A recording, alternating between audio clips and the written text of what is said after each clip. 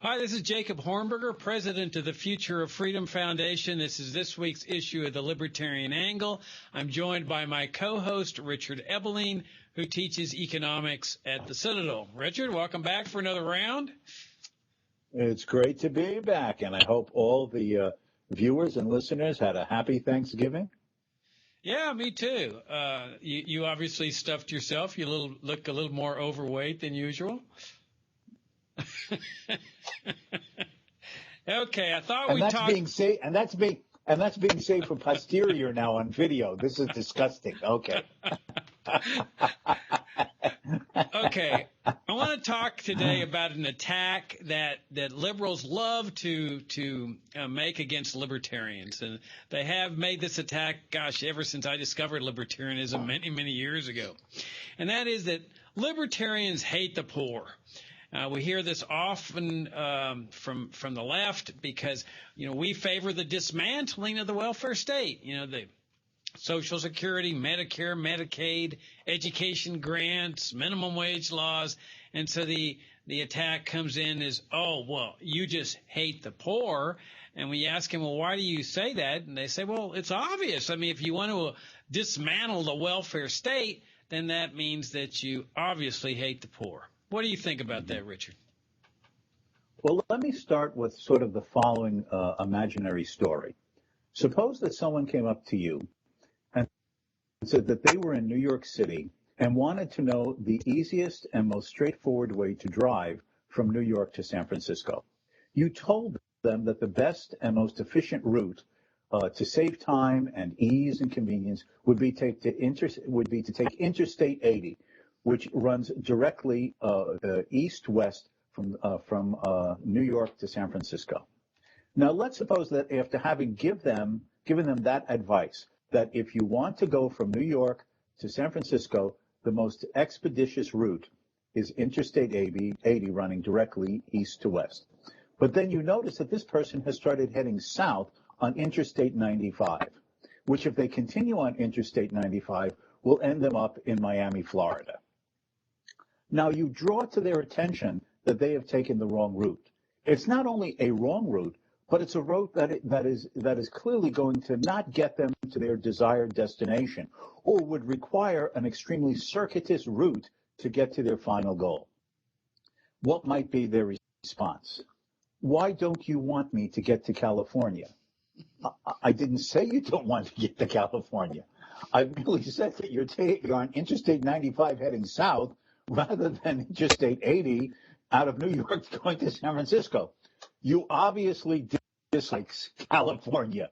What do you have against the people of California? Why don't you want me to be happy and to be in California? I have nothing against you being in California. I hope you'll be happy there. I'm trying to get you there the best and most efficient way possible. Oh, clearly you dislike me and hate California.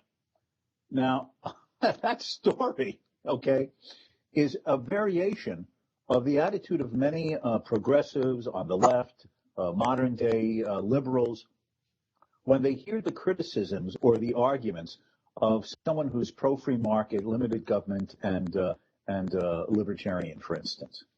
What the libertarian is basically saying is that you have a goal, and that is to try to devise policies and institutions that will be most conducive to improving the conditions of the poor, raising people out of poverty, creating opportunities for improvement in human capital, that is intellectual and knowledge abilities to make yourself more profitable for the employer, to devise ways to perhaps start your own business, and that you propose such policies as low or minimal taxes, deregulation of virtually every private competitive part of the economy, and so on, and to leave the individual, in Adam Smith's phrase, in a system of natural liberty, free to peacefully and honestly compete with anyone who he desires to get honest money through making a better product available to consumers. But what is the immediate response of this argument as the institutional methods to help alleviate the circumstances who are less well off than ourselves? Oh, you obviously hate the poor. You don't want people to improve themselves. You hate society. Now, what people on the left often do, Jacob, is that they confuse or choose not to see that a disagreement about the most appropriate ends to achieve a goal means that you disapprove of the goal or the end itself. So merely because, for example, you or I would say the welfare state is going to entangle people into permanent dependency, or that minimum wage laws may permanently put some low-skilled people out of the market by pricing them out of a job, that redistribution of wealth is not the way to create positive incentives for people either to want to work or to get out of a situation of a low income on their own. They interpret that disagreement about the means to the end as a disagreement about the end. And that is not the case. The fact is that from the beginning of modern economics and modern classical liberal thinking, let's say the second half of the 1700s, the 18th century, the time of Adam Smith, he wrote a book called An Inquiry into the Nature and the Causes of the Wealth of Nations. He was trying to analyze, interpret, and then propose policy prescriptions precisely to improve the economic and material condition of humanity, and especially those who are least well off. His defense of individual rights, his defense of private property, his arguments for the efficacy and efficiency of the invisible hand, that is to set loose self-interest to serve oneself as well as others in the competitive marketplace, all were meant to be the means and methods by which to raise men out of the squalor and subsistence existence that had been the human condition for all of recorded history, and in the most effective and efficient manner to eliminate poverty in the shortest amount of time. That was the entire goal of the advocates of liberty. Now, that's two arguments, if I can just continue with this. The classical liberal, the libertarian, makes a general philosophic argument about the rights of the individual, that an individual should be left free to live his life as he chooses, as long as he does it peacefully and honestly in his relationships and associations with others. And government is the securer of rights and not the violator of those rights. But there's also a utilitarian argument. Not only does such a system secure the person the most respected and protected right over his own life to live it as he chooses, but it also is the institutional method by which people have the greatest chance to improve their own circumstances in associative relationships with others through the marketplace and other social mechanisms. So what the classical liberal and the libertarian is arguing is that if you believe in liberty and you want prosperity, the institutions and mechanisms of the free marketplace are the ones most conducive to achieving those ends. Has that been successful? Well, one can look at the historical record. 300-400 years ago, all of humanity suffered from the conditions of poverty that is often portrayed in the imagery of people still today in Africa or Asia or Latin America. Compare that to what has happened first in those countries in Western Europe and then North America that adapted to a greater or more full extent, perhaps not completely, the institutions of individual liberty, private property, free commerce and association, limited government under rule of law, and how that created the institutional environment conducive to individuals having both the latitude and the incentives to start improving their own circumstances, and through that, the circumstances of all with whom they associated and interacted. Compare that to those parts of the world where the state has been more heavy-handed, controlling, regulating, oppressive, even authoritarian or totalitarian in modern history. And there you see not just only a lack of freedom, but prosperity and opportunity, and the individual having the institutional setting in which the incentives create a motive for him to apply himself in creative and innovative and productive ways to improve his own circumstances through the mutual betterment of his neighbors as well. It is liberty and the marketplace that will eliminate poverty, and has been eliminating global poverty now for at least the last 300 to 400 years. It is the heavy hand of the state that either has prevented it or retarded it and slowed it down. And the left arguments, the progressive or modern liberal arguments, the case for the welfare state, the regulated economy, barriers to the continuing improvement of the human condition. It is not a disagreement about the broad sense. Do you believe in the betterment of humanity? You do, I do, all those in the world who are not just malicious monsters do. The question is, what are the most appropriate means and methods, institutions and ideas to make that a possibility and then a reality? And the left just does often not see that. Yeah, I think your analogy about getting to California is a very good one, because really our goal is to create a society where the poor are not poor anymore. I mean, where they're living nice standards of living. And the question is, how do you get there? And the left just automatically assumes that wealth exists in a society. And then it's just a question of, let's take the money from the rich and give it to the poor, and there won't be any more poor anymore because they'll have the money that's been taken from the rich. And that's the left's concept of how you help the poor. When we libertarians oppose that concept, their natural reaction is, you hate the poor because here's a way to benefit them. Just take the money from the rich and give it to the poor. Well, we look at things quite differently. That we argue that kind of system is the very reason why people have remained mired in poverty throughout the ages. In fact, my favorite period of history is the late 1800s in the United States. Now, I'm not suggesting that it was a perfect libertarian paradise. You had corporatism and government business partnerships and so forth. But those people really did provide the light for how to get out of the despair of poverty. They pointed the way, and they drew on ideas of Adam Smith's Wealth of Nations. They drew on Thomas Jefferson's principles in the Declaration of Independence. So here you had, Richard, a society where there was no income tax, no welfare state to speak of. I mean, there was land grants to the railroads, but there was no Social Security, no Medicare, no Medicaid, no education grants. I think the only real welfare program was pensions to Civil War veterans. And so here you had a society where government didn't take care of anybody. And what was the result? The result was you had poor people that were going from rags to riches in one generation, or maybe two generations, where people would save their money. And the best proof of how beneficial this was for the poor was that you had countless penniless immigrants that were fleeing Europe and Asia and coming to the United States, where there were no guarantees, where it was like root hog or die. You're on your own. But they said that's the kind of life we want, because they saw that the poor were getting wealthy. Not only that, but when people were free to accumulate unlimited amounts of wealth, they used that wealth to assist the poor.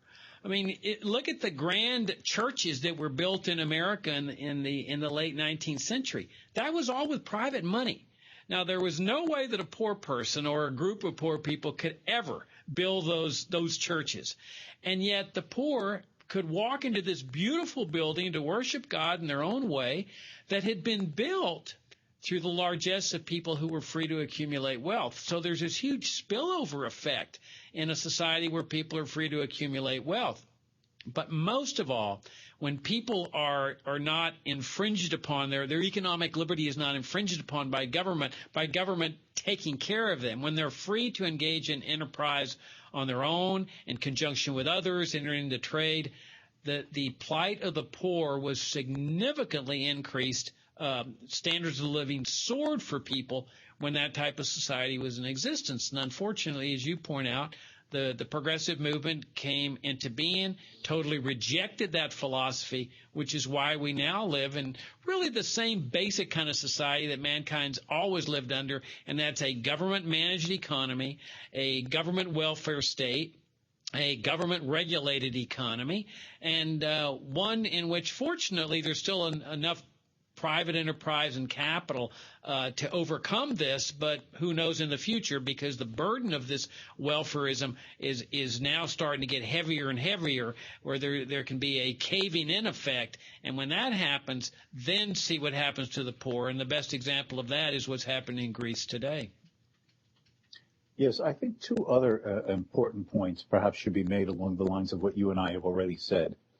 And that is, one is a concept developed by the famous French economist and classical liberal Frederick Bastiat in the first half of the 19th century, in his famous essay, What is Seen and What is Not Seen.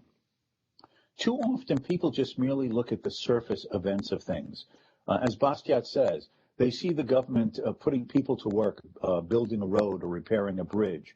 They see government spending money to build a hospital or to retar a public school roof. And they see jobs, they see achievements, they see goals, they see income being generated. But as Bastiat goes out of his way to emphasize again and again and again, is that you must look beyond what is seen to what is not seen. That is, all the jobs that would have been created, the wealth that would have been generated if the government had not siphoned off the private sector's wealth, that is, the money earned and accumulated in people's pockets, to spend in the government's way instead of in privately guided, profit-oriented, productive ways instead. That there is no miracle of government spending. There's no horn of plenty or manna from heaven. The only way that government has anything to spend to create jobs, to redistribute wealth, is to take the wealth and the income of some who had already productively produced it and then hand it over to others that the political paternalists and authorities consider by their criteria and decisions more deserving. The other aspect of this, which is sort of an extension of that concept of Bastiat's, is unintended consequences. And that is merely because you have a goal in mind does not mean that the outcome or the result is what you had intended or wanted. It is very possible that a course of action can bring about consequences either irrelevant or even counterproductive. Let's take the minimum wage, to just use an example of this poverty situation. The people on the left see those who are earning a low income. They say, how can a person live on $7.25 an hour in our modern age and the cost of living? Now, clearly, all we should have to do is to raise the minimum wage, that is the legal minimum at which an employer can hire someone to do a job in the workplace, and say you have to pay him $10.10 or $15 an hour. And then the poverty problem will be alleviated. What they don't realize is that that can have unintended consequences, that if the employer does not consider that particular worker in terms of his value added to the firm to be worth the $10.10 or the $15 an hour that the government mandates, then that person will either be let go or a job that could have been his will never be created.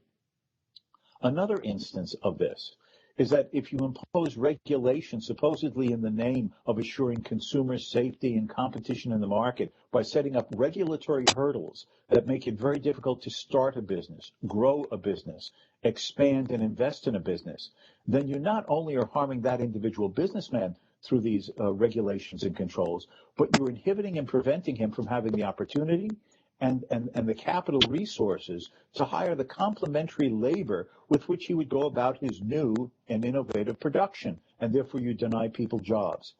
Another example that we could talk about is this controversy over this non-regulated taxi service that has now spread up all over the world, known as Uber.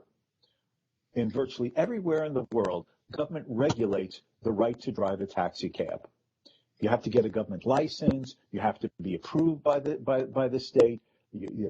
People buy up these licenses as sort of like cartel and monopoly riggings of market because of political favors. And then if you want to drive a taxi cab, you have to be hired by one of these people who bought up or own a large number of the legal licenses to do cab work. What does this inhibit? The person who may have a functioning and safe vehicle, has a driver's license, knows a city, and would like to either earn a living or supplement the income to make his family's life better by offering himself part-time or full-time in being available to give people rides when they want it, where they want it, in convenient and safe and efficient ways. That's what Uber has been offering to some people. I've been riding Uber recently quite a number of times, and I talk to the drivers. Why are you doing this? What are the opportunities it makes available to you? Has it made your financial situation better? And the answers have been yes. And some of these people are people who had lost their jobs or were trying to start a new career and needed an income to support their family in between new careers. But whatever the motive, has been a market competitive opportunity to improve the availability of transportation for the customer, as well as earning a livelihood for those who drive, against the monopoly controls of special interest groups with their government licenses. All of these things are counterproductive if one wants to improve the conditions of those less well off than ourselves. And this is just missed, that good intentions can have unintended bad consequences for many of the very people who you say you're interested in assisting. And those two concepts, what is seen and what is not seen, as Bastiat emphasized, and the difference between intentions and unintended consequences, have to be kept clearly in mind when analyzing and critiquing the arguments of those on the left for a greater heavy-handed interventionist welfare state. Yeah, it's a great point that good intentions don't matter. And as you know, Richard, I grew up a liberal, a leftist. I believed that the role of government was to help the poor. There was just never any question in my mind all the way up through my mid-20s. And I remember thinking, why are people objecting? Why should anyone object to government helping the poor? And of course, it never occurred to me that government doesn't have its own money like a private business. I thought that's the way it was operating. It never occurred to me that government got its money by taking it from people, much like a robber takes money from people. And that, as you point out, the good intentions actually are the exact opposite in terms of results, which then means that your good intentions don't matter. And your point about minimum wage is absolutely right on. They lock out of the labor market the people whose labor is valued at less than that minimum. And if, for example, you look at black teenagers and the unemployment rate among black teenagers, for years, it has been a permanent chronic unemployment rate of 40 to 50%. And yet, what does the left say about this? I mean, they lament it. They say it's regrettable. But when you point out to them, this is a direct result of your minimum wage laws, that if you didn't have these minimum wage laws, these black teenagers could come into employers and say, I'll work for $3 an hour. Just give me a chance. Let me have my foot in the door. I want to learn the business. I want to learn the trade. Sure, it's going to be tough. I might have to live at home for a while. But then once I start learning how a business operates, then I can start thinking about going out and maybe opening my own business up. But that's what they deny them. They deny them that ability to get their first foot on the rung of the ladder. And time again, you see this with leftist programs that are supposedly meant to help the poor. Another example is public housing. Many, many years ago when I was practicing law, I had some clients who lived in public housing down in Laredo, Texas. They told me that if they made too much money, that they would be kicked out of their public housing project. And so I said, well, why don't you move into private facility apartments thing? And they said, we don't have that money. So there's this gap in between where they're kicked out of public housing and moving into an apartment complex that they couldn't meet. And so what they were doing was cheating. They were earning money on the side, which they were not reporting to the Public Housing Authority because they'd be kicked out. And so that it actually teaches people to lie and cheat. But most important, it keeps people trapped within this public housing project in the name of helping them. Now, I've often wondered if you really love the poor, why don't you just give them the house? Why do you have the government owning it and having people move in and then saying, well, if you make too much money, we're going to have to kick you out? If you really cared about the poor, you just would give them title to the property, let them own the property. And I'm not advocating that, but certainly it flies in the face of the leftist mindset of helping the poor. And finally, and this was one of the first things that triggered me off to exploring libertarianism, was that they say they love the poor, Richard, but look at how they treat immigrants and illegal aliens. The left is just as responsible for the right for these detention centers and these raids on businesses, where these deportations of poor people that are just struggling, trying to sustain their families. I mean, to me, a concern for the poor should be universal, a genuine concern. Shouldn't just be, well, I'm concerned for American citizens who are poor. Really should be concerned for everyone. And that's the thing about libertarianism. We're the only ones They call for open borders, including open immigration, the right of people to move across borders, to sustain their life, to search for a better way of life, to engage in enterprise freely in the attempt to better the economic plight of their family. Yes. I think we should point out one other thing in the mindset of too many of those on the left, and that is an arrogance and a hubris of presuming to know how people should live and the standards of life they should have. Now, many years ago, Milton Friedman, the well-known free market Chicago University economist, had argued that rather than in-kind payments, public housing, food stamps, government medical care, if the government was going to have such programs, they should just give these people a sum of money under the presumption that the individuals would know how best to spend money given their family or individual needs, better than the government arrogantly saying this much on food for food, this much for this much for that. Now, don't get me wrong.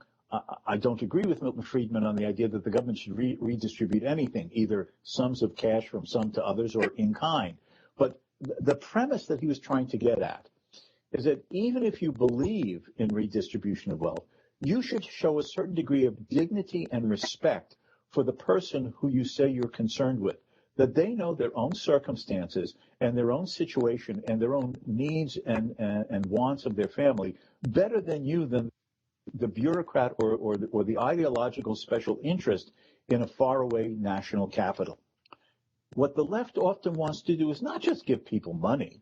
They want to use money taxed from others and transfer the power and control over those sums of money from the taxpayer to themselves, the bureaucrats, the politicians, the ideological special interest groups who arrogantly, hubrisly believe that they know how other people should.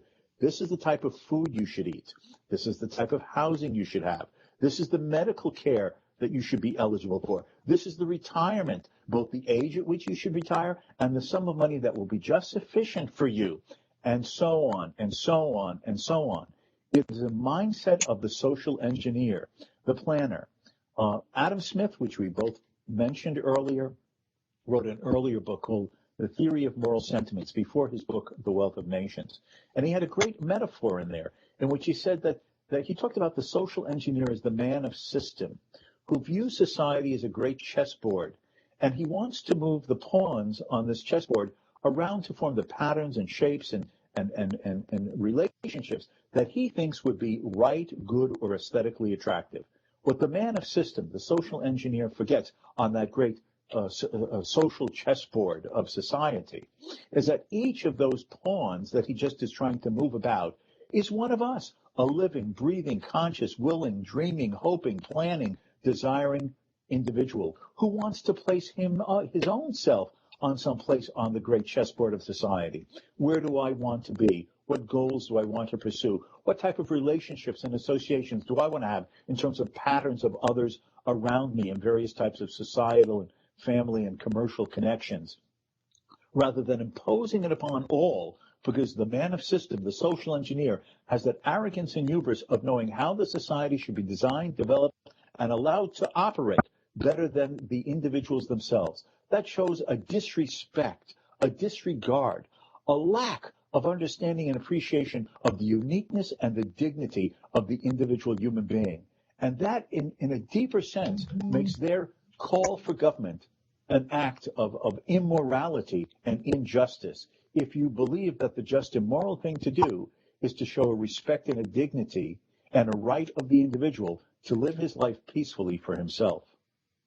Yeah, because the person might make choices and will make choices that don't meet with the approval of the planners. They might go out and buy some marijuana and ingest illicit drugs, or they might go out and use their money to buy a six-pack of beer, or they might go on vacation when they really should be spending money on their child's education. In other words, they're making irresponsible choices that we would say that's part of what a free society is all about. You have a right to make mistakes, to make the wrong choice, that is the unpopular choice, but not in the mind of the planner. The planner says we know what's best for the poor. We know what's best for everyone, let's face it. And I'm glad you brought up the moral argument, because we've also got to address the immorality of that basic construct of taking from the rich in order to give to others. And it's not just to the poor. They give, corporate bailouts. That's welfare. They give money to big dictators like in Egypt today. I mean, so they confiscate from everyone and distribute out to whoever they think needs the money more, or who can do more things for them. But notice the basic immorality of it. If a private thief goes and robs somebody in an alley and forces them, let's say, to take $10,000 out of their ATM, even if that robber goes and gives all the money to the poor, helps people get operations, helps people with their child's education, we would still say, look, you didn't have any right to do that. You're a common thief. We're going to put you in jail for that. If you want to help people, you do it with your own money. But somehow or another, in the minds of the left, they have this blind spot that as soon as the government is involved in this process, it all becomes holy and sacrosanct. Now, all of a sudden, everybody's a good and caring person because the state is now doing what the robber was doing. It's taking money from people and giving it to others. And it really goes to show, Richard, that we do live in a consistent universe, that when you have evil means like that, you end up with really horrible consequences. And the people who have borne the worst consequences of this system are those at the bottom of the economic ladder. Absolutely. And that is why, if one believes in both freedom and prosperity, there is no path other than the political philosophy and economic policies of individual rights, rule of law, private property, and limited constitutional government, in which the individual is given the greatest latitude to design and guide his own life for mutual betterment with his fellow man through peaceful exchange. That is the path to a world without poverty. Yeah, and in a practical sense, what we libertarians favor is a society where everybody's free to keep everything he earns. No income tax, no IRS, no restrictions on going into occupations or trades, licensing, permits. In other words, no government regulation or management of economic activities. That's what Adam Smith was alluding to, and that's what people, our American ancestors, were pointing in the direction of, and that's what we're fighting for as libertarians. In any event, Richard, out of time for the week. Enjoyed it as always. It was a pleasure, as once again, my best wishes to our listeners and viewers. Until next time. Okay, see you all next week. Thanks for tuning in.